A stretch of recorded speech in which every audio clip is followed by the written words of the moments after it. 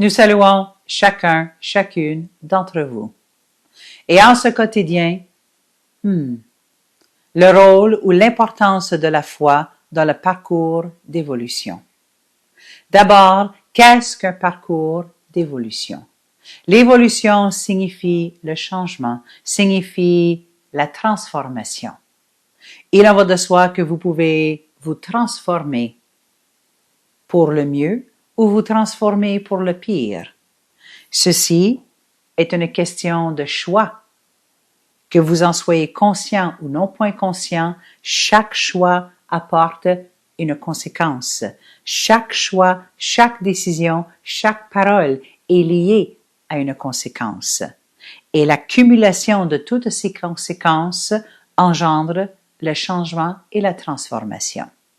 Mais le parcours d'évolution spirituelle est justement le parcours de votre propre transformation, la transformation de votre propre univers.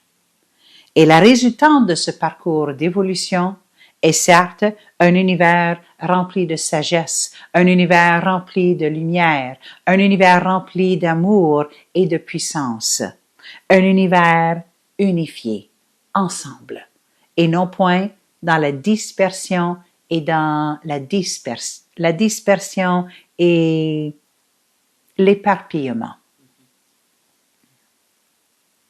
Donc, le parcours d'évolution spirituelle est celui de votre propre transformation. Mais le fondement de cette transformation est la foi. Mais tel que nous avons fait mention, la foi ne requiert point d'évidence. L'acte de foi vous invite à vivre un dépassement de ce que vous connaissez, un dépassement de ce qui est familier, de votre monde du confort et de tout ce qui est familier et connu à vous. Donc, le parcours d'évolution est un parcours où vous posez des actes de foi et vous posez des actes de foi et vous posez des actes de foi. Car dans l'acte de foi, vous ignorez complètement quelle en sera la résultante, quelle en sera la résultante finale, comment vous vous sentirez, qu'est-ce que vous vivrez, qu'est-ce que cela vous apportera, et ainsi de suite. Mais quelque chose à l'intérieur de vous vous invite à poser cet acte.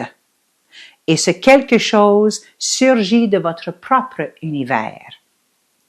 Car la source de votre propre foi est votre propre flamme intérieure. Et cette flamme, elle existe depuis toujours. Cette flamme, elle est éternelle. Certes, la flamme peut diminuer dans sa luminosité, dans sa force, dans son rayonnement, tout dépendamment de l'accumulation des blessures, des souffrances, des conclusions, et ainsi de suite. Mais à la fois, elle peut rayonner davantage, elle peut devenir de plus en plus rayonnante, de plus en plus lumineuse et de plus en plus puissante. Mais la source de votre foi existe déjà à l'intérieur de vous. Et cette flamme à l'intérieur de vous, que fait-elle? Elle vous invite constamment à poser des actes où vous ignorez quelle en sera la résultante. Et pourquoi cette flamme vous invite à poser de tels actes? Constamment pour dépasser vos propres limites. Car tout au long de votre parcours de vie, soit la vie présente ou les anciennes vies, vous avez vécu de maintes expériences. Certaines de ces expériences ont été pénibles, douloureuses. Cela a engendré des conclusions, engendré des souffrances, engendré un mal-être à l'intérieur de vous. Et ce mal-être à l'intérieur de vous prend la forme de croyances, d'attachements, de limites, d'obstacles, de difficultés dans votre propre univers. Mais la flamme qui est éternelle à l'intérieur de vous, elle vous invite à dépasser une limite, à dépasser un obstacle.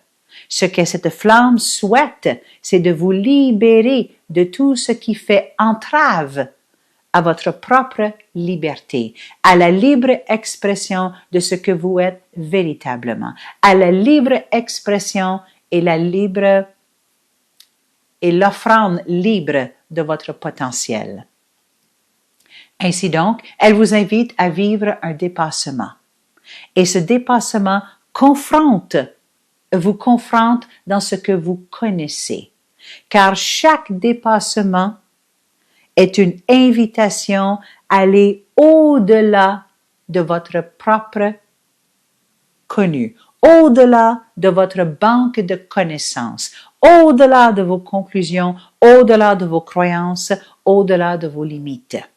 Ça, c'est le parcours de l'évolution spirituelle, c'est-à-dire le parcours des actes de foi, constamment, constamment, constamment. Alors que un parcours religieux est un parcours où vous acquiescez à certaines croyances. Peut-être vous portez déjà ces croyances et vous choisissez la religion qui renforce les croyances que vous portez déjà. Ou vous avez vécu différentes expériences et suite à ces expériences, vous choisissez d'appartenir à une certaine religion. Mais peu importe la nature ou la particularité de la religion, beaucoup de religions sont des fondements de croyances, des croyances qui sont constamment renforcées à travers les rites, à travers les prières, à travers tout ce que la religion vous enseigne. Mais le parcours d'évolution spirituelle n'a rien à voir avec vos croyances. Au contraire, elle vous confronte constamment dans vos croyances et nul besoin de croire en quoi que ce soit, en qui que ce soit, nul besoin d'avoir la foi dans une entité ou un Dieu ou peu importe. Ce qui importe dans le parcours d'évolution est l'acceptation inconditionnelle de dépasser tout votre univers du connu, ce qui est devenu un univers de confort. Car tout ce que vous connaissez déjà, toutes vos expériences, tout ce qui fait sens à l'intérieur de vous, cela est réconfortant, cela est sécurisant. Mais vous aventurez dans quelque chose que vous ignorez complètement.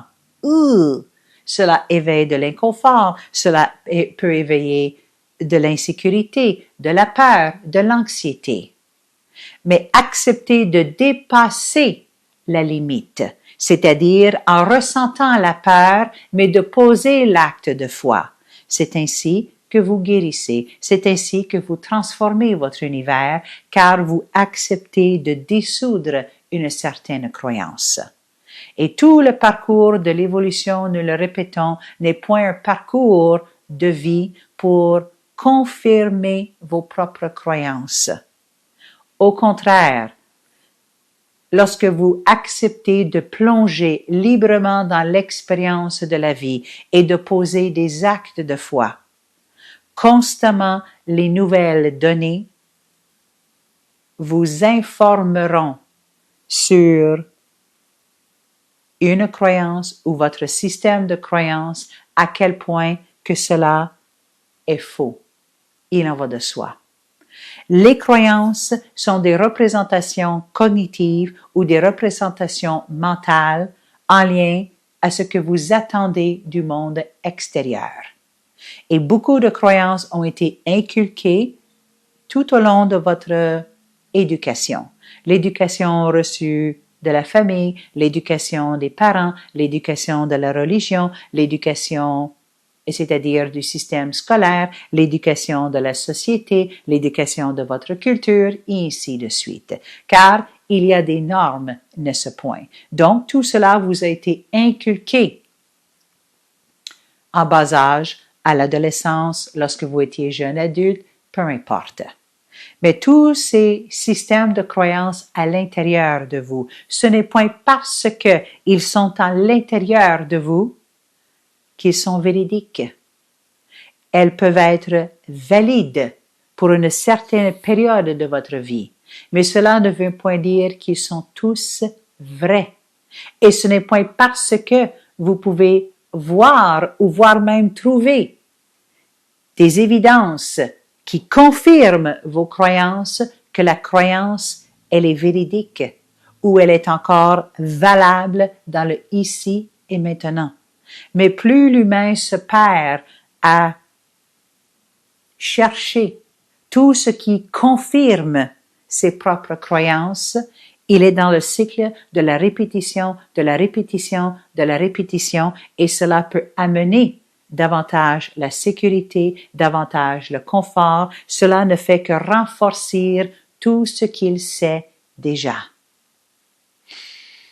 Mais le parcours d'évolution spirituelle n'a rien à voir avec confirmer vos propres croyances. La flamme à l'intérieur de vous souhaite que vous dépassez toutes vos croyances, car chaque croyance, peu importe sa nature, peu importe la façon que cela fut instauré en vous, soit par l'éducation ou soit par des expériences très puissantes.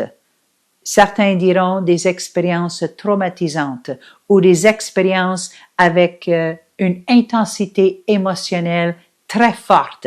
Peu importe la façon que la croyance s'est instaurée à l'intérieur de vous, ce n'est point parce qu'elle est là et parce que vous l'avez depuis plusieurs années qu'elle vous sert dans le ici et maintenant. Cela a servi à une époque, cela a servi à un moment donné dans votre vie, ou voire même quelques moments donnés. Mais cela vous sert-il ici et maintenant? Posez-vous la question, quelles sont toutes vos croyances en lien à la vie? Comment cela fonctionne-t-il? En lien à l'amour, en lien à l'abondance, en lien à la santé, en lien à la prospérité. Énumérez, énumérez, énumérez. Et vous pourrez constater rapidement à quel point vous en avez des croyances. Et vous en avez des croyances.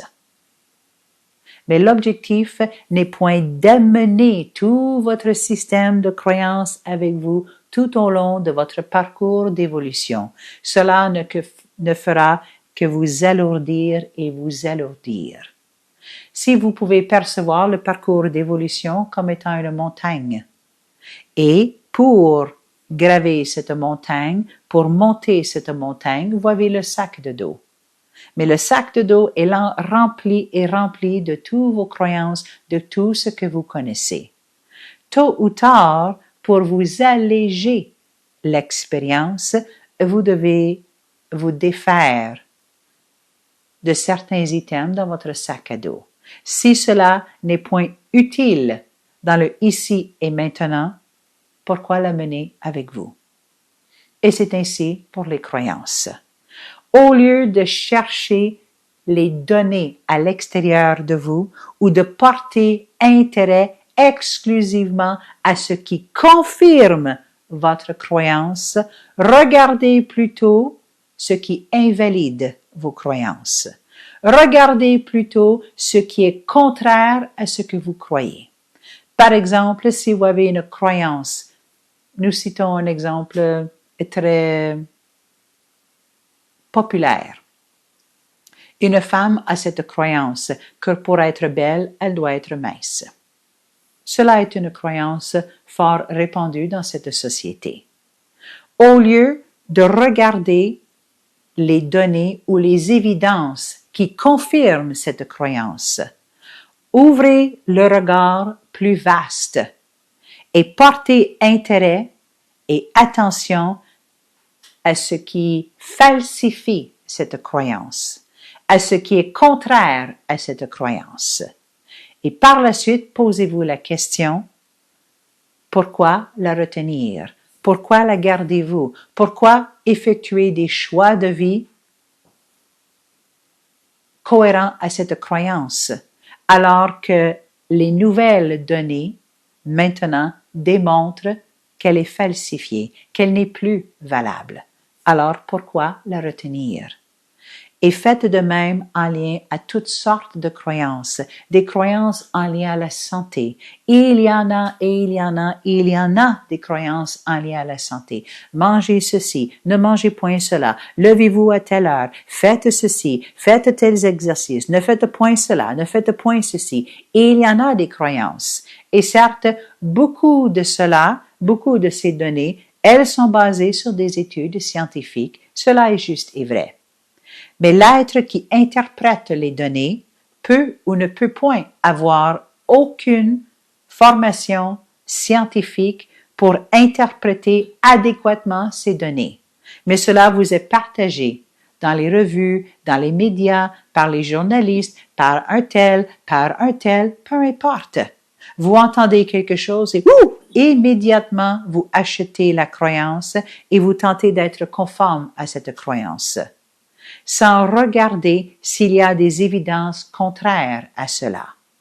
Mais ne regardez point les croyances extérieures à vous, regardez à l'intérieur de vous. Regardez votre mode de fonctionnement. Posez-vous la question, êtes-vous constamment à la recherche d'évidence pour confirmer vos croyances? Comment pouvez-vous le savoir? Regardez bien quelle est votre réaction lorsqu'il y a des évidences qui se présentent à vous qui contredisent une croyance. Comment réagissez-vous? Si vous prenez le temps pour vous observer, la plupart du temps, vous n'accepterez point les données contraires à vos croyances. Cela ne fait point sens à l'intérieur de vous. Et nous ne sommes point à dire que vous devez tout accepter les données extérieures ou tout rejeter les données extérieures. Tout est une question de discernement. Mais s'il n'y a point cet attachement à votre système de croyances, à cette qui constitue une perception globale, s'il n'y a point cet attachement à la croyance, vous serez en mesure d'accueillir avec sérénité, dans un état d'équilibre, des évidences qui contredisent ce que vous croyez. Et plus que vous êtes ouvert à cela, tout en ayant le discernement, nous le répétons, ne point tout accepter ou ne point tout rejeter, mais avec discernement, regardez comme il faut les données et posez-vous la question si cela contredit ou si cela confirme ce que vous croyez. Car tôt ou tard, tout au long du parcours spirituel, tout au long de votre évolution, de votre propre transformation, vous devez délaisser une croyance, mourir à une croyance, mourir à une croyance. Et ceci est une question de toute une vie et non point quelques mensuels ou quelques années du temps terrestre. Pour mourir à une croyance, cela nécessite la foi, car la foi n'a point son fondement dans votre système de croyance. Le fondement de votre foi est la flamme à l'intérieur de vous. Nul ne peut vous donner la foi. Nul ne peut inculquer en vous la foi. Tous et chacun, vous portez cette flamme à l'intérieur de vous. Vous pouvez soit la faire grandir et la faire rayonner, ou soit la diminuer. Mais elle est toujours présente. Et la foi n'a rien à voir avec les croyances.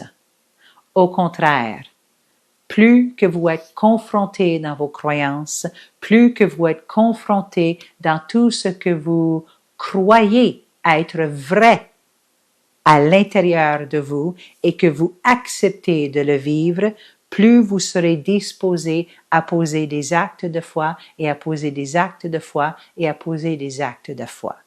Et plus que vous posez des actes de foi, plus vous observerez, vous vivrez concrètement l'expérience de ressentir la vie à l'intérieur de vous.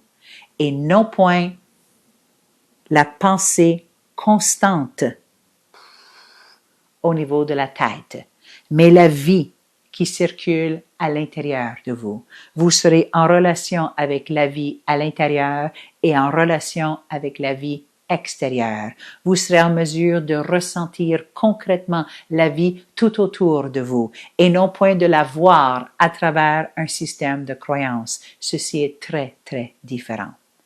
Alors, de grâce, plongez dans l'expérience de la vie. Acceptez de regarder toutes les évidences qui contredisent vos croyances afin de dépasser toutes vos limites. Nous remercions chacune d'entre vous.